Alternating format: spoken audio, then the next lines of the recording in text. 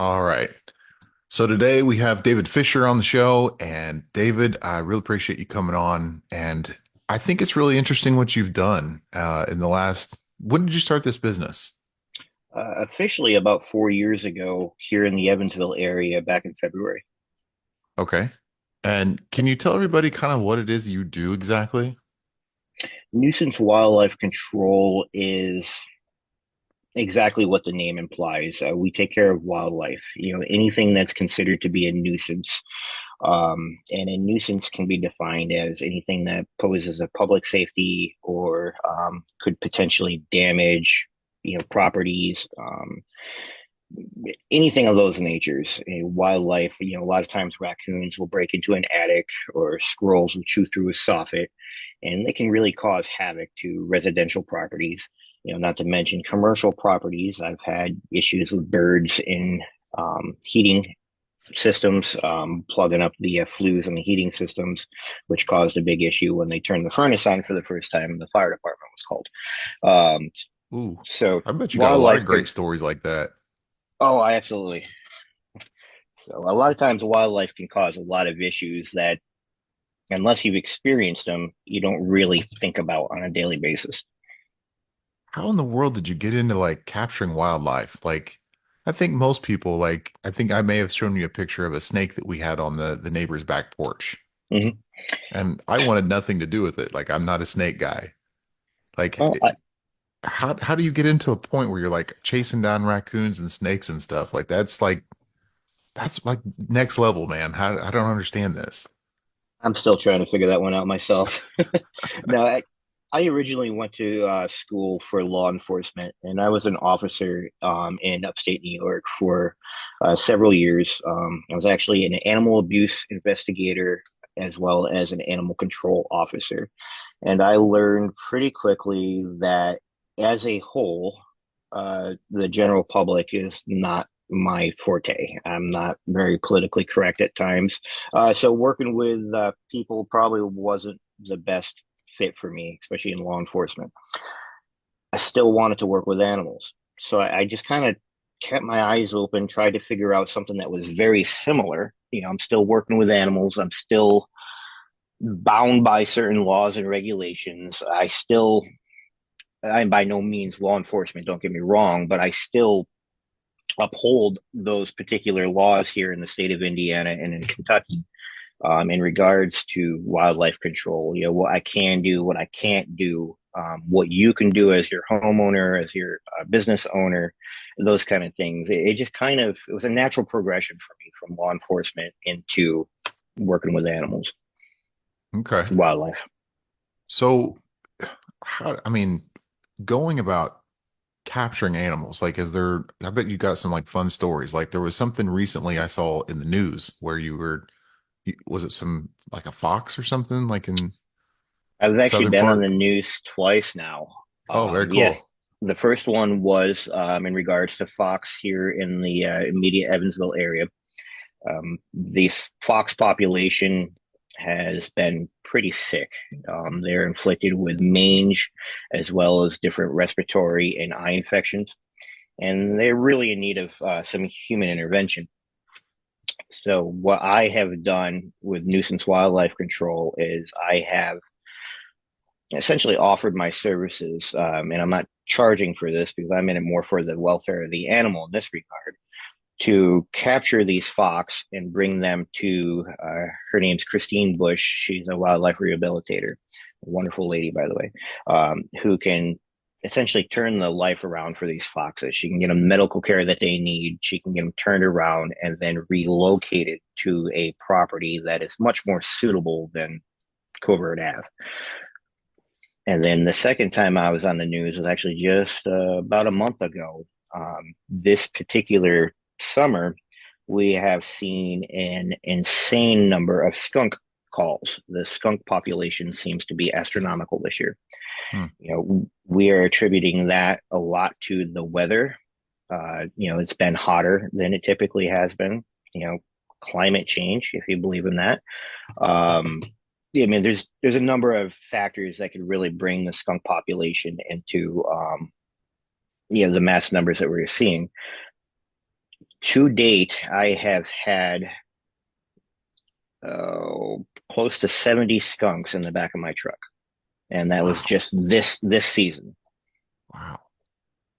Do the skunks like to get up like in other animals? Do they like to get up in attics and that kind of stuff? Do they get in houses or crawl spaces or do they deal with it? Skunks skunks don't really get into trouble very much. I'm not going to tell you that they won't go into a crawl space or burrow underneath a shed, but they'll typically only using that as a immediate escape from the environment. The biggest issue with skunks is the smell. Hmm. People walking their dogs and bring their, the corner of skunk. They don't realize it's there. Next thing they know, they're drenched in skunk smell. Ugh. Not a pleasant experience, trust me. It sounds like you've been there before. Yeah, I've been doing this work for 15 plus years. This year was the first time I'd been sprayed, and I've been sprayed 3 times this year. What's the best way to get that smell off of you? There is a chemical concoction. It's not really a chemical, but a concoction that I have been using for years that will get rid of the smell. It's so, I use it so much, I actually printed it on the back of my business card. Oh, nice. Uh, it's a quart of hydrogen peroxide, a quarter cup of baking soda, and 2 tablespoons of dish detergent. Hmm. The spray itself is kind of like an oil, so the dish detergent will help break it down. The peroxide and the baking soda work together to deodorize the skunk smell. The trouble with this particular solution is peroxide will break down, pretty quickly and become just water. Mhm. So it has to be made fresh each time you use it. Gotcha. You hear a lot So about like I think it's what tomato juice or something like people use in the past. tomato juice is an old wives' tale as far as I'm concerned. Hmm. The idea was the acid in the tomatoes would help cut down on the smell. We've learned that that's not necessarily accurate. I'm not going to tell you it doesn't help, but it doesn't do what people think it does. Not to mention if you have a white dog and you're bathing it in tomato juice, you're now going to have a pink dog. Yeah, that's not good for the dog for sure. There was a story you shared with me not too long ago about a snake. Can you share that story? Which one? Yeah, right. There's a couple snake stories. Um, Probably the most notable one that I have had here in the immediate Evansville area was a gray rat snake that found itself living in some bushes right next to a gentleman's front door. Mm. And he did not realize it was there until he was trimming the bushes and sees a snake, a decent sized snake. I'd say he's probably 4, maybe 5 foot long. And this gentleman was completely terrified of snakes. He wanted absolutely nothing to do with them. So initially he called me. It was probably about noon and wanted to know if I could come out and take care of it. It was actually Jennifer and I.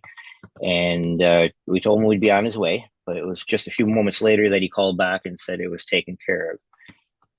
Later that evening, it was probably 8:30, 9 o'clock at night. He calls back and says that the snake is still there and wanted to know if we could come out and retrieve it for him. And then, so you did go get this snake then? Yes, yes, we did. So Jennifer and I went out and grabbed that snake. Kind of an interesting. We had a. I myself am not a snake fan. I do not like them. They're fine if they're over there. I don't want anything to do with them near me. However, I've got a poker face when it comes to snakes. The customer doesn't typically know about that until I'm completely done.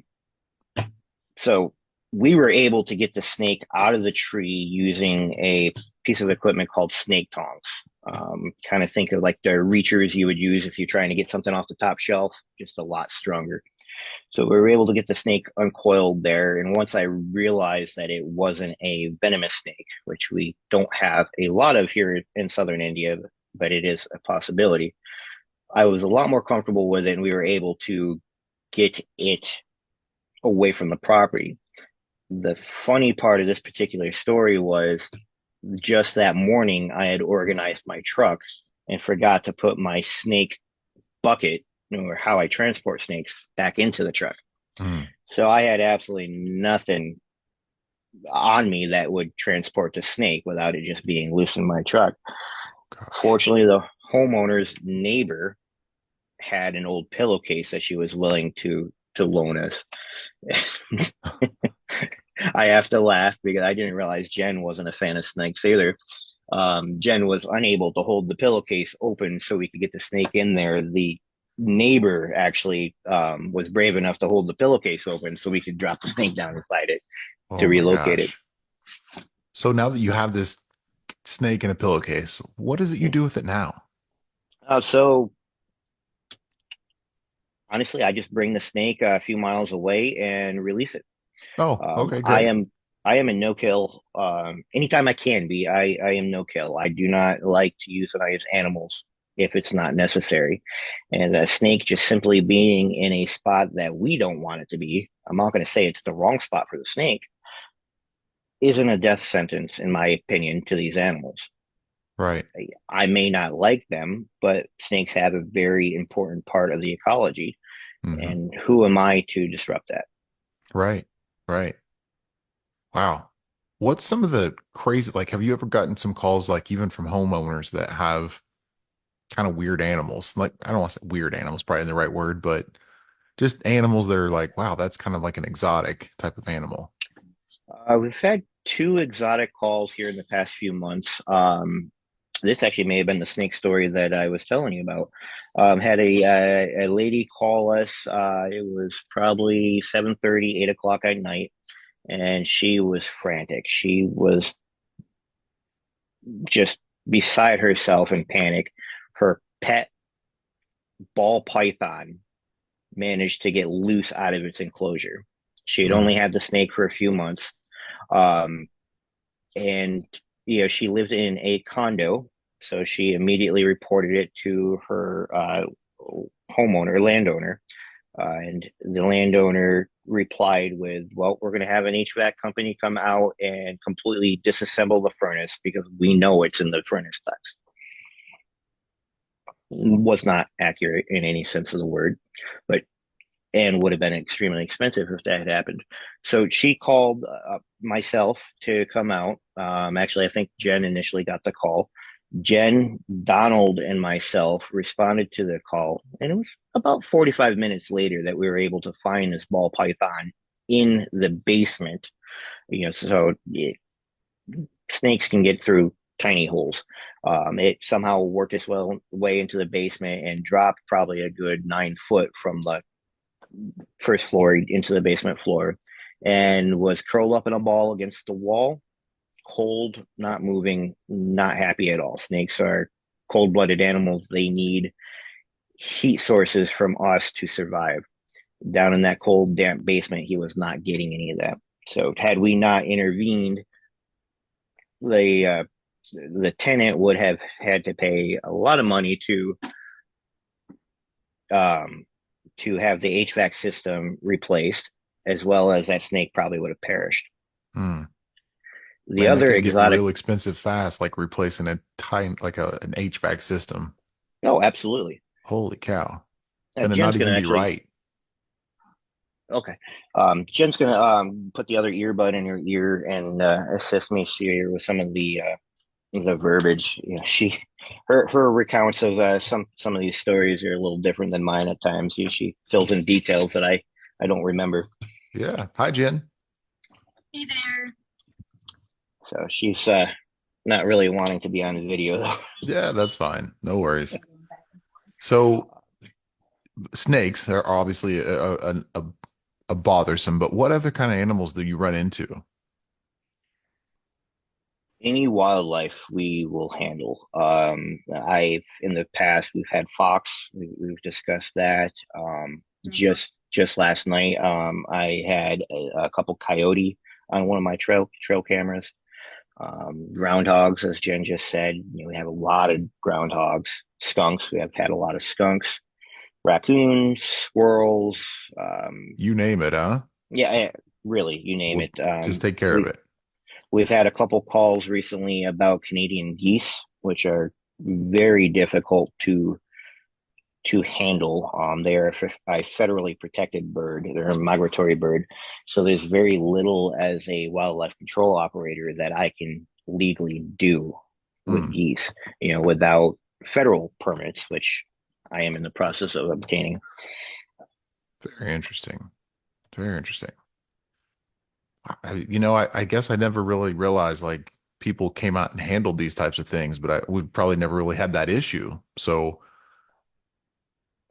I like to joke that if you own property, at some point you are going to be dealing with wildlife. It may be as simple as a skunk passing through your backyard with the potential of spraying your dog. It could be as severe as a case I had yesterday where a raccoon found a soft spot in a lady's roof, tunneled down into the roof, and she was hearing noises at night while she was trying to sleep. I mean, mm, she described it kind of like an elephant running back and forth above her bedroom. It was severe enough where she sent me an audio recording of it, and I decided about 11 o'clock that night to go out and see if we could take care of the problem then, because I was afraid it was going to come down into her bedroom. wow, that'd be pretty creepy. You'd even think it's like a ghost up there or something else, right? Like people get It probably pretty wigged out about that. If you're not familiar with the sounds, with the noises that that the wildlife can be, yes, it can be very startling. To the untrained ears, it sounded like it could have been a human who had gotten into their attic, which me, no, being an addict, quite frequently knew that that was an impossibility, but it very well could have been. And I've heard cases of squatters, getting up into somebody's attic and going undetected for years, Wow. maybe not years, but months, and eventually they step wrong and alert somebody to downstairs. So I mean, it's always something that could be a possibility. That's a freaky thought right there. It is. Somebody else living in your house. It is. That's And wild. sometimes we come across these situations, and it's just as much as a monitoring type of situation than it is a phone call to come out and say, "Hey," and we get able to get a hold of something and go with using the cameras Yeah, trail camera. and things like that. So, like even with this raccoon, so the first visit was this noise. A quick look over, kind of maybe a squirrel type of situation. Roofers are going to be coming. We just want to make sure there's no animals in there. And then it slowly progressed to a big raccoon falling out of her outside soffit. And when we were there at 11 o'clock that night and went walking around and beating up on the soffits, trying to hear what was up there, because when we were in the attic, you could see nothing. That for the next day to come back and like this huge piece of soffit be missing. And she heard the trap that we had put up there. She heard some rattling with it, and the bait was still in there. Hmm. So it was smart. It didn't. It's not always, like very rarely, is it a phone call and retrieval. At that time type of thing. And sometimes the cameras come in handy too with monitoring the animal traffic. Like you think you might be trapping for this type of animal, and it's actually this animal that's hanging around. So we need to change the bait type of thing. And Well, the cameras were actually most beneficial, at least in my opinion, when it came to the fox. Fox are very cunning animals. The old saying, sly as a fox. I mean, that is 100% accurate. So the best way to trap these fox using a live trap is to learn the fox's routine. Hmm. Once you've got the fox's routine and you know that, okay, every night about 9 p.m. it's going to come looking for water, you can intervene. You set your trap in its path with something that the fox is looking for. We typically used, chicken breast, and is the third fox we caught within 24 hours. which is Wow. unusual. I didn't hear you mention that usually when those traps are set for the fox, they're not set up to close the first couple of days. So the fox will go in and go around it and sniff and like, oh, I'm not going to get in that. It's new in my environment. Maybe day two, he goes in there and gets food out. But it becomes familiar in his environment which invites him to come into it, type of thing. So yeah, catching that one so quickly was not the norm, but it was awesome. Now, Oh, of the that's three that unique we, because they kind of get tricked then. They go oh, in a few absolutely, times, they realize it's not it's they a safe place, and then it's not really. So yeah, that's cool. I exactly. like that. But then we take them to a safe place too. Yes. So it's better than where they were. So like a Outsmarting a fox, the fox same is thing. difficult. You take these foxes to like some sort of safe haven then. Yes. So the fox, anything that's injured or sick, unless it's so severely sick that nobody could intervene, we bring to, again, Christine Bush. She's a licensed wildlife rehabber here in the Evansville area. And I tell you, that lady is godsend for these animals. She pays for all the medical care for these animals 100% out of her pocket. Wow. And she's a plethora. She's an amazing resource because if it's an animal like the fox that she doesn't keep and care for long term herself, she has the resources and the contacts of, but I know this rehabilitator. So the first fox, I believe it was, we took to her, she kept like overnight or a day and a half or something like that, because the gentleman was out of town. But she had the person. She didn't keep the fox herself. She has these outlets, and but she'll keep them safe and do what she can do with them until they can go to where they need to go. Wow. So is she like a vet then? Is that? She is not. She is actually a volunteer, for lack of better words, somebody who just has an infinite love for all animals. Matter of fact, here's an interesting story with Christine. We were mowing in our backyard and, cleaning up a wood pile. And I looked down and there was 5 or 6 little tiny newborn mice. They're mice, not too many people care about mice. I didn't know what to do with them. Again, I don't want to just needlessly kill an animal, but if there's a use for that animal, I'm okay with that. Again, snakes, snakes like to eat mice. So I contacted Christine knowing that she has animal contacts all across the state and asked her if she had any animals that would snack on these mice, could eat the mice, snakes or reptiles or anything like that. Sure. And she was almost insulted that I would be willing to feed these mice to something. Instead, she took the mice, bottle fed them, rehabilitated them, and then released them in a field. Oh, okay. Yeah, I mean, and I think that's a wonderful thing that she did. Not something I think I would have done, but right. It just speaks more to her passion. Absolutely, all of that. Which this is a good segue into what do we do with them when they are not sick or don't need the extra help? As far as we have certain areas that you have to have permission for the landowner. Some of the landowners that we work with will say, we don't bring anything here but skunks, or you can bring anything here but groundhogs, type of thing. And I bring this up now because it's an opportunity. We are trying to get the word out about getting more of those properties because we have a handful of them now. But obviously those are going to get, we have to avoid getting them overpopulated, and depending on where we pick up an animal, county-wise, needs to be released in the county and those sort of things. So we go as far out as Wadesville and the other side of Boonville and the far southwest side. So just trying to get different areas, landowners, land or properties, or we can release animals in these different areas to have more options. You guys have quite a distance then that you cover. We do. You cover most of southern Indiana, and then a lot of some Kentucky then too. Yeah, Henderson County. Yeah, I'm licensed. My license covers the entire state of Indiana and the entire Commonwealth of Kentucky. Anywhere that there is an issue, I am licensed to go. I try to stick to Vanderburgh County and the counties immediately surrounding Vanderburgh, as well as just Henderson County. However, I've had calls for I can't even remember, almost Elizabethtown, Kentucky. I mean, that's a good 3.5, 4 hour drive from here. That I would have gladly gone out on. Being a paid service, people do pay me for what I do. It was more expensive than they really wanted to pay for a possum inside the Captain D's. But Ooh, I was able to give them some resources who are a little bit more local to them, who was able to help them out. ooh, I would not want to possum anywhere near That restaurant or house or anything like that.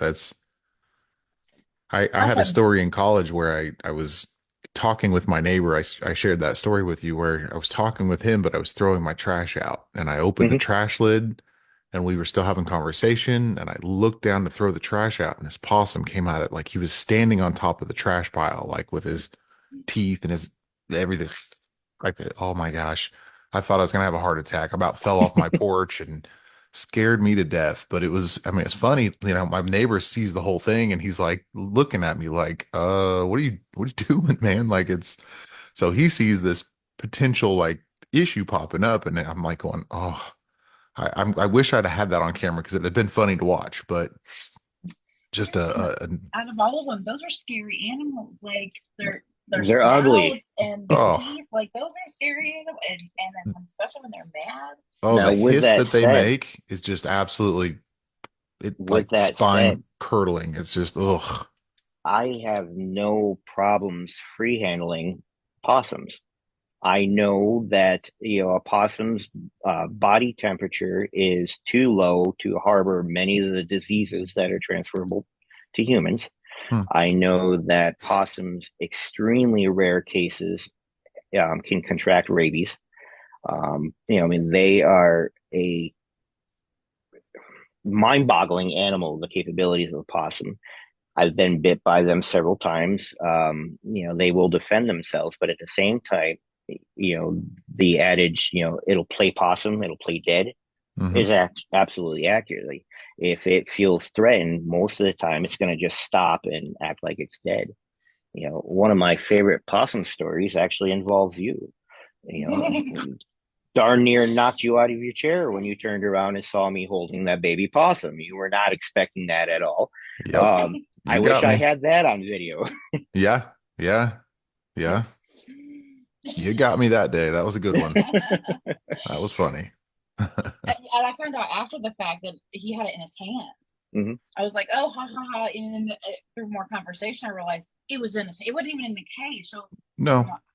yeah. Yeah, I just turn around and through the He was doorway I like, see a possum standing there and it was not what I expected. Like it was about it was about the same height, as far as somebody of a person being there. I mean, the way he was holding it, I was just that was not what I was looking at. But yeah, it was pretty funny. So, yeah. David, if people are having issues and they want to get in contact with you, what's the best way to do that or to find out more information? Um, Probably the quickest and easiest way would be to do a Google search for Nuisance Wildlife Control, or to go directly to our website, www.nuisancewildlifectrl.com. From there, it's got both my telephone number as well as my partner Donald's telephone number. You can actually get in touch with Jen. Jen is my finance and operations manager. Um, you know, be the absolute easiest way to get in contact with us. And we are on Facebook, and it's the full on nuisance wildlife control. But also, we've heard a lot of feedback about people just Googling in the area as far as like how to get rid of skunks near me or wildlife pickup near me or Evansville. So the wildlife nuisance, specifically nuisance wildlife control, Evansville. The, All of that'll bring it up. the Department of Natural Resources is a great asset to us as well. Being permitted through the state, I am on a list of operators statewide that can handle wildlife. So if you were to call the DNR and say, "Hey, I've got a raccoon in my trash can, what do I do?" 9 times out of 10, they are going to give you my telephone number. Oh, So that's another great way to get in touch with us. wow, that is Um, nice. yeah, as a matter of fact, in Vanderburgh County, there are 3 licensed wildlife control operators. myself being one, Donald Roberts, my partner, being the second, and then Stephen Taylor being the third. Stephen Taylor just recently had knee surgery and is semi-retired. Any calls that he gets, he turns around and calls me. Oh, well, number one, number two. Yeah, absolutely. That works. Absolutely. Yeah. I love it. Yeah, absolutely. Well, guys, thanks for coming on today. I really appreciate it. And if y'all are having issues with wildlife, give David a call. Yeah, Thank you so much. for your time. 812-801-7712. Awesome. And I'll put that on the page there so people can see all that and your website and stuff. So, Well, we appreciate that. Hey, can we plug you now? Because I'm hurting and we're going to see you here within the hour. yeah, that sounds great. Yeah. We tried to visit you on Monday. We completely forgot the fact that it was Veterans Day. Oh, yeah. Took a day And you off are there. a true So, patriot, so I completely understood you taking the day off. yeah, absolutely. Yeah, we had a long weekend. So, took Hey, the kids more to power to you. French Lick and did the Polar Express and the whole thing. So they had a good time. And then my youngest didn't sleep throughout the night, and we were up all night with her. So Monday was spent. I needed a day off after all that. So Can't blame you. well, guys, it sounds great, and thank you for coming on. And I'll see you shortly, I guess. Yes. Well, Yes, sir. thank you for having us.